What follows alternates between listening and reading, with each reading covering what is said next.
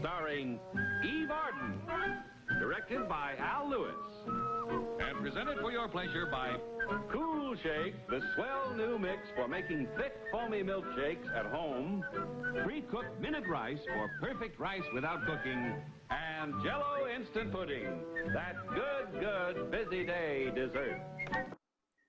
Hello and welcome. The Rotary Club of Jamestown invites you to join us for a comedy episode of Our Miss Brooks. Well, you, like many of us, may like to share Easter breakfast with friends. Our Miss Brooks, who teaches English at Madison High School, looked forward all week to sharing Easter breakfast with several of her students and some of the faculty. Some of the faculty being biology teacher Philip Boynton. Yes, Mr. Boynton is enough of the faculty for me. At least I hope he's for me. I know I'm for him. So much for the world of sports. Saturday afternoon found me making arrangements for the big day in my landlady's kitchen. You certainly look domestic, bustling around that stove, Connie. Tell me, what was it you just popped into that pot of boiling water? My thumb, Mrs. Davis. Oh, you mean the white thing? Well, that was an egg. They've got to get nice and hard before we can dye them. By the way, I saw Harriet Conkling helping you with the Easter baskets before. Where did our beloved principal's daughter disappear to? Oh, I sent her to the grocery store for some more eggs and some dye. We were running short. Harriet certainly is a sweet little girl. Yes, she is. Just goes to show how little there is to heredity. Let's see those Easter baskets again. Plenty of straw, jelly beans, little yellow chicks. There's just one more thing I'd like to see in each one. What's that, Connie? A chocolate bunny with a $1,000 bill in its mouth. Oh, I'm afraid that's asking a little too much. Oh, all right then, I'll settle for the wax bunny. I'm back, Mrs. Davis. Hi, Miss Brooks. Hello, Harriet. Did you get the stuff? Yes, ma'am. Here's the dye, and I got a couple dozen eggs. Good. Let's put some more of these in to boil. I'll do it. What's the schedule for tomorrow, Miss Brooks? When do you want us to come for breakfast? Oh, about 10 o'clock will be fine, Harriet. Then we'll all be on time for the Easter parade. I'll bet you'll look stunning, Miss Brooks. What kind of an outfit are you wearing this year? Well, in some ways, it's quite similar to the outfit I wore last Easter. How do you mean, Miss Brooks? Same hat, coat, dress, and shoes. I did invest in something new, though. A Gossard narrow-line girdle. Oh, does it really make you look narrow, Connie? Narrow? When I stand sideways, you can't see me at all. I like to think. Oh, that reminds me. I better get over to the cleaners and pick up Daddy's Easter outfit. You know how meticulous he is when he appears in public. He's not only meticulous, he's impeccable. He's not only impeccable, he's impossible. I mean, impatient. So you better run along now, Harriet. Okay, Miss Brooks. See you tomorrow. Bye, Mrs. Davis. Goodbye, dear, and thanks for the help.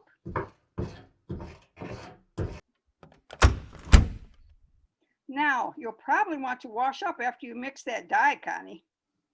So I'll get some clean towels for the pantry sink. Thanks, Mrs. Davis. Da, da, da, da, da, da, da, da, da, da, da. Come in. The door's open. It is I, Miss Brooks, your own personal Easter bunny. At last. Just drop a 10,000 bills in the basket. Oh, it's Walter Denton. Tell me I'm in time, Miss Brooks. Tell me that you didn't dye your eggs yet. You're in time, Walter. I didn't dye my eggs yet. Thank goodness, Miss Brooks. Just before the holidays, I hit on a new dye in the chem lab at school that's absolutely sensational. A new dye? Yes, ma'am. That's why I'm so glad you didn't color your eggs yet. I want you to do it with my stuff. It's absolutely dynamite. Walter, I just want Easter eggs to look pretty, not to blow up. Miss Brooks, Wait till you get a load of this stuff. It's revolutionized the egg dyeing industry. I'll make millions out of this, billions, and you, Miss Brooks, will get my everlasting gratefulness. Well, that's my usual cut. I call this magic dye Tint Tomorrow. Tint tomorrow. Yeah, I took the two words, tint and tomorrow, and made a word marriage out of it. Well, I hope they'll be very happy together. Just how does this stuff work, Walter? Well, it's a powder, Miss Brooks, but a delayed action powder. In other words, when you dye an egg with tint tomorrow, no color change takes place at all today. It doesn't. Naturally not. It changes its tint.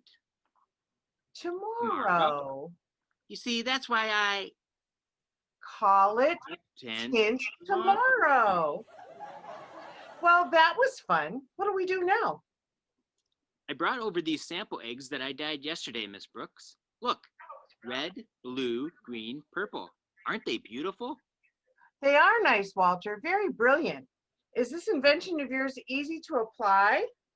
Oh, easier than that old-fashioned stuff.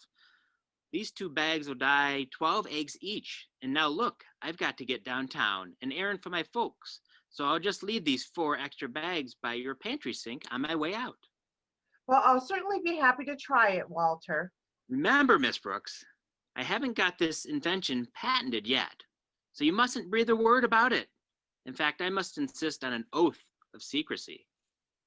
Walter, I won't even tell the eggs.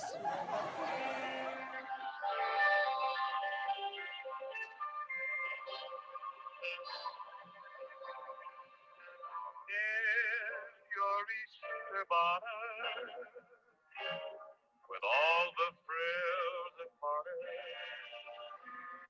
Here are the clean towels, Connie. I'd have come back sooner, but I was on the phone with Mrs. Conklin. She's got a problem, poor dear. I know. I work for him. Oh, I don't mean Mr. Conklin. She's worried about parading in the sun tomorrow morning. She says she's got a lot of freckles that way. Well, that's as good a way as any. What did you recommend? Some of this remarkable face cream I got at the beauty parlor last week. It's called Freckle Off. Freckle off. This is a big day for me. First tint tomorrow, then freckle off. Tint tomorrow and freckle off. Sounds like a Polish piano team. Here, just let me rub a little bit on your chin, dear. Oh, but Mrs. Davis, It'll do you a world of good. Just this one little dab. There. I was about to tell you that I don't have any freckles on my chin. I can see that, but isn't it comforting to know that now you'll never have any? It's a security I never dreamt of. Mrs. Davis, would you mind taking these baskets into the living room? I've still got some work to do in here. Certainly, dear. Oh, look who's coming down the driveway, Connie. It's one of your pupils, Stretch Snodgrass. Oh, you mean the brain? The brain? Why do you call him that? Well, I keep hoping that if I say the word often enough, he'll grow one. I'm in the kitchen, Stretch. I'll go finish decorating the living room, Connie. All right, Mrs. Davis. Hi, Miss Brooks. Hello, Stretch. Well, the reason I came over, Miss Brooks, is I brought you something. Stretch, you brought me something? You've seen it through the window, huh? No, Stretch, I saw it through the window. Oh, then you know what it is I bring? I brang? Well, that's the past participian of has brung. Oh, I forgot. Well, what sort of thing did you brung? Thing. Let's see it. It's right in this basket. To see a rabbit. But it's a real one. Is he Oh. alive? Of course not. I brought him over here from my father's pet shop. He's been preserved. You mean you mounted it? No, I rode him over here on my bicycle. But Stretch, what am I supposed to do with a stuffed rabbit? I thought he would make a nice centerpiece for your table tomorrow morning. Oh, If I say so myself, this is quite an example of taxi. you never can get one when it's raining. Well, thanks for the rabbit, Stretch. It was very sweet of you to bring it. But before you go, what's that big smudge on your face? Oh, well, that's from falling off my bike, I guess. I took a shortcut through the meadow. Well, there's a sink in the pantry. You can wash in there. Here, take these towels in with you. Towels? Ain't you got no shower curtain? We use towels here. It's a new fad. And Stretch, if the soap dispenser's empty, you'll find some powder to fill it with in the cupboard. Oh, okay, Miss Brooks. I've got to carry these empty egg boxes out to the incinerator, Stretch. See you later. Okay. Nice little pantry. I guess this thing is a soap dispenser, all right. Let's see now. Where's the powder I'm supposed to fill it with? Oh, it must be these 4 little bags. It says tint tomorrow. Huh, that's a funny name for a soap powder. Well, I'll just dump them all in the dispenser. Now I'm filled the sink up with enough water to wash up with, and that ought to do it. Well, the front part of the house is all set, Connie. Everything back here all right? Everything but me, Mrs. Davis. I've got the strangest burning sensation on my chin. Oh, that's where I applied the freckle off. It says on the bottle that if yours is the type of skin that burns easily, you should wash the cream off with soap and water. Now she tells me. I'll use the sink in the pantry. Well, I'm all finished, Miss Brooks. Here's your towel back. I didn't need them. You didn't need them, but you washed, didn't you? Well, what's the sense of wearing a long sleeve shirt if you don't get to use the sleeves? A well-taken point. Now, if you'll excuse me, Stretch, I've got to go stop this stinging on my chin some way. Well, I got some smudges out by the incinerator, too. I might as well do a complete wash job. Here goes.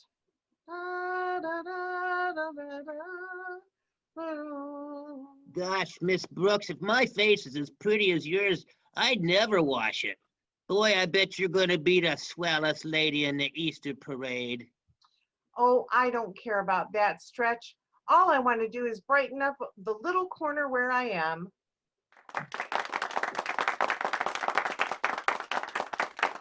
You'll be the grandest lady in the Easter parade.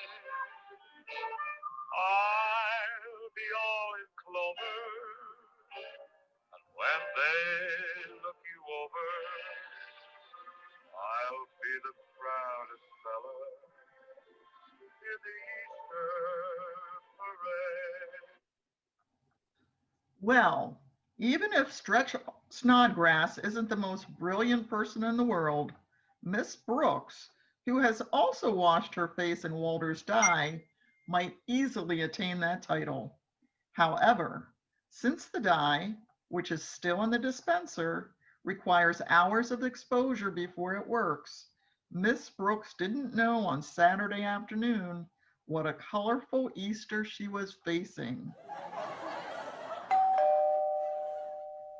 Will you answer the doorbell, Connie? I'm just getting out of the tub. All right, Mrs. Davis, I'll get it. Well, Mr. Conklin, Hello, Miss Brooks.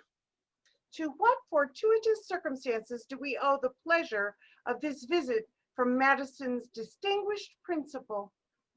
This is Saturday, Miss Brooks. You can cut down on the apple polishing. May I come in? Of course. Now then, as to the purpose of my visit, with your permission, I'll come right to the point. Permission granted. Thank you. As you know, the Easter parade tomorrow will be covered thoroughly by the press photographers. Yes, I know. The photographers will greet us and we'll find ourselves in Rotary. Very catchy. In the past, I've always been quite careful about which profile to present to the camera when I'm having my picture taken. But in the parade, one never knows on which side a photographer will pop up. And when they look you over, you will be in Oh, clover. I'll stop that. The reason I'm here, Miss Brooks, is because of this large, ugly freckle on my right cheek. I've always resented this freckle, Miss Brooks. It's the only blemish on an otherwise perfectly chiseled set of features. Oh, you shouldn't be so self-conscious about it, Mr. Conklin. I've never thought of it as a large, ugly freckle. I always thought it was a dimple. A dimple? Well, Yes, indeed. Many a times I've looked at you and thought, what a large, ugly dimple. such honesty deserves a reward, and I'll see that you get it in the school weeks to follow. Right now, I'd like to inquire about a cosmetic that my wife mentioned. She said Mrs. Davis told her about it. It's called Freckle Off, I believe. Oh, yes, that's it, Mr. Conklin, but sometimes it, say, that would be just the thing for you. Well, dear, I finished in the. Oh, hello, Osgood. Hello, Margaret. Mr. Conklin was wondering if you could borrow some of your freckle off cream, Mrs. Davis, Whatever for? for his freckle. Oh, that. I always thought that was a beauty mark. A beauty mark. Well, Yes, many's the time I've thought to myself, what a large, ugly beauty mark. But I've got a jar of that cream right here on the table, Osgood. You're welcome to try it. Here, let me dab some on for you, Mr. Conklin. There we are. say, this stuff burns. Ouch. It's hot. It's hot. Well, you wanted to remove the freckle, don't you? Yeah, but I'd like to leave the rest of the face. Why? I mean, if it burns too badly, you can wash it off with soap and water. Just follow me, Mr. Conklin. Well, hurry up. This is awful. There's a sink right out here in the pantry. I'll fill the basin for you. You'll find soap in the dispenser right above the sink. Yeah. Oh, excuse me, Mr. Conklin. There's somebody at the front door. Oh, hello, Miss Brooks. My car broke down a few blocks from here. I wonder if I could use your phone to call a garage. Of course, Mr. Boynton. Come on in. I was driving along, not a care in the world, when suddenly, boom, the transmission, the crankcase, the drive shaft fell out. Oh, anything serious? I'll say it is. That car won't go at all until... I'll be running along now, Miss Brooks. Oh, hello, Boynton. Oh, hello, Mr. Conklin. What brings you to this part of town? It's a long and harrowing tale, Boynton. But briefly, your friend Miss Brooks almost burned half off my face off with some alleged freckle remover. What did you want with freckle remover, Mr. Conklin? Well, I thought it could remove this large, ugly freckle beneath my right ear. You are right. Well, I've always thought that was just a mole. A mole? Yes, sir. Many's the time I've thought to myself, what a large, ugly... Oh, be quiet. Good day to you both. Oh, Miss Brooks, before I use the phone, I'd like to wash some of the grease off my hands and face. I got pretty dirty tinkering around with the car. Why, I didn't even notice it, Mr. Boynton. But if you'll just follow me, you can use the sink in our pantry. There's plenty of soap in that dispenser between the taps. Just help yourself. Oh, thanks. This ought to do the trick here. We're going to have our Easter breakfast tomorrow at 10 o'clock, Mr. Boynton. Will that be all right for you?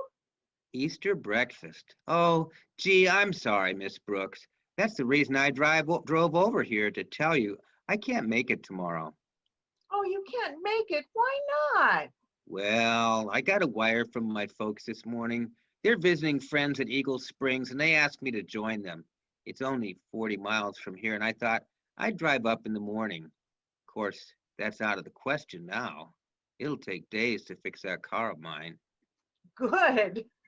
But I can catch an early train. Now, tell me, maybe you can borrow Mrs. Davis's car and you could drive me to the station in the morning. What have I done to earn such a bonus? On the avenue, Fifth Avenue. The photographer will snap up. For those of us who arose on time, the Easter Sunday sunrise was an awe-inspiring sight. And in Walter Denton's house, where his pal Stretch Snodgrass has had permission to spend the night, is another awe-inspiring sight, Stretch Snodgrass.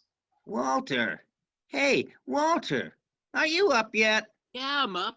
Let's get dressed and, What's wrong with you? well, nothing's wrong with me. It's you. Your face looks like an Easter egg. Easter egg? What makes you say a thing like that? Because you're all purple. Your whole face. What's so funny? Maybe I got high blood pressure. Looks more like you used some of that delayed action dye of mine. Dye? Yeah, I've been keeping it a secret. I call it Tint Tomorrow because the color doesn't show up until the next day. Tint. Tomorrow. I thought that was soap powder. I filled the dispenser at Mrs. Davis's house with it. Yeah, well, oh gosh, I better get over there and warn Miss Davis before anybody else uses it. Wait a minute. What about me? How do I get this purple stuff off? Oh, quit worrying. I'll invent some way to get rid of it. And even if I don't, Yeah? I can always dye you another color. And you'll find that you're in the rose of gravure. So, you see, Mrs. Davis, Stretch filled the dispenser with the dye, and anybody that washed there is in for a shock today. Gee, I'm glad you didn't get any on you. Me too. And I hope Connie didn't use it. She's going to take Mr. Boynton to the train this morning and should be coming in for coffee any minute now. Gosh, I hope everything's all... I've just got time for a quick cup of... Oh, hello, Walter. Hello, Miss... Hello, Connie. Oh, What's the trouble? nothing, dear. You just startled us when you came so suddenly into the room. Oh, I'll get myself a cup and saucer out of the sideboard. Look at her, Miss Davis. Her face is all green. I know, but just don't blurt it out to her. We'll break it to her gently. Just keep drinking your milk. Say, it's after 8. I'd better drink this coffee in a hurry. Mr. Boynton's making a 9:15 train. Where's he going? He's going to spend the day at Eagle Springs with his parents. And I don't mind telling you, I'm green with envy. Walter, control yourself. I'll get a dish rag.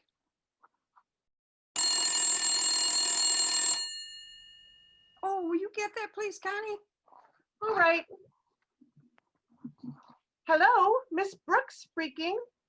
Miss Brooks, this is Mr. Conklin. Oh, happy Easter, Mr. Conklin. I guess you're getting all dolled up. Cut the gab. Just answer one question, Miss Brooks. What sort of dye was in that witch's brew you smeared on my face yesterday? Witch's brew? Which witch's brew? You know very well which witch's brew. That freckle removing junk you put on me. But there's no dye in that. Well, there must have been. You should see my face this morning. You mean it's a different color? Different color? Miss Brooks, I'm plaid. Thanks to you and your quack remedies, I look like an Italian sunset. Now, just a minute, Mr. Conklin. I didn't have any knowledge of any dye. You never have any knowledge of anything. Now hang up. I'm going to call my doctor to get to the bottom of this gook. Goodbye. Goodbye. Well, what do you know about that, Walter? Mr. Conklin's face has turned all colors of the rainbow. Well, excuse me, Miss Brooks. I must have been thinking of something comical. I'd better join Mrs. Davis and the dish rag in the kitchen. Mrs. Davis, that was Mr. Conklin on the phone. He just turned plaid. Oh my, this is terrible, Walter. How are we going to get this dye off the people who washed here yesterday? Well, I stopped at the drugstore on my way over, and Mr. Miller, the pharmacist, said he'd try and figure something out in a hurry. Well, At least that's some hope. Now maybe it won't be such a shock when you tell Connie her face is green. Me? I think I'd better go home, Mrs. Davis. What's the matter, Walter? Don't you feel well? I feel like she looks. I guess the only manly thing to do is face the music. Come on, I'll help you break it to her in a roundabout way. Oh, Connie, about that green face of yours. Connie? Connie? Oh, she must have left while we were in the kitchen. Good heavens, what will Mr. Boynton think when he sees her? Who knows? It may be a break for her. He's always been crazy about frogs. About your Easter bonnet and of the girl I'm taking to the Easter parade. I'm coming. Good morning, Mr. Ah! Ah! Mr. Boynton, what happened to your face? It's blue. Yes, isn't it awful? I noticed it when I went in to shave this morning. When did you notice your face was green? Huh? Well, now, it's not really a bad shade of green. My face? Well, here, stand in front of this mirror. Yipe! Calm yourself, Miss Brooks. I kind of like it. It reminds me of my pet frog, McDougal. Thanks a million. How did I get this on me? Well, Walter Denon phoned me a few minutes ago and explained the whole thing. His pal Stretch put some of Walter's delayed dye into the soap dispenser in your pantry yesterday. You mean the tint tomorrow really worked? Well, I'll say it did. It won't come off with soap and water or even turpentine. I've tried several times. Wait till I get my hands on that Stretch Snodgrass. I'm in a worse spot than you are, Miss Brooks. I've had to cancel my trip to Eagle Springs. Good old Stretch Snodgrass.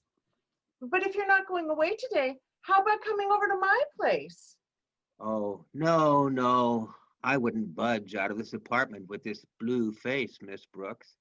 No, I'm just going to have to stay in until it fades. I guess it's an imposition to ask, but, well, I thought maybe I could fix up a little lunch here and play some records to dance to. And, well, if it isn't asking too much, would you care to stay and keep me company? I'll force myself. Good. And I'll go into the kitchen and see about rustling up some grub. Just make yourself comfortable. Oh, don't worry about green face, blue face. I'll be fine.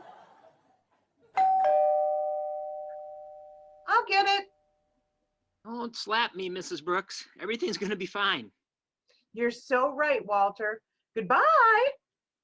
No, wait. Mr. Boynton told me on the phone about canceling his trip, but now he won't have to. Shh, not so loud. What do you mean, Walter? Well, Mr. Miller, the pharmacist, came up with these pills. You just dissolve them in warm water, and it washes the dye off like magic. Oh, it does it? Hand them over, Walter. I'll take them in. Okay, Miss Brooks. I'm sorry for what Stretch did. Well, I'll imagine I'll see you later on. Far be it from me to knock a boy's imagination. Goodbye, Walter. I'm just putting on some timely records, Miss Brooks. You care to dance, Miss Brooks? Very much so. Am I holding you too tight? No. Mind if I hum in your ear? Uh-huh. I'll be all in clover when they look you over. Oh, by the way, who was at the front door just now? The door? Oh, yeah, the bell rang as I went into the kitchen. Who was it? Nobody we know. Happy Easter, Mr. Boynton.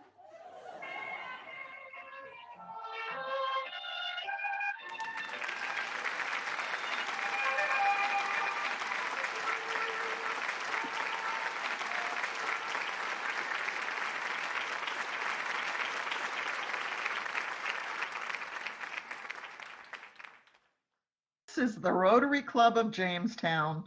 Thank you for joining us, and we hope you enjoyed the show. Until next time, we wish you good days and happy times.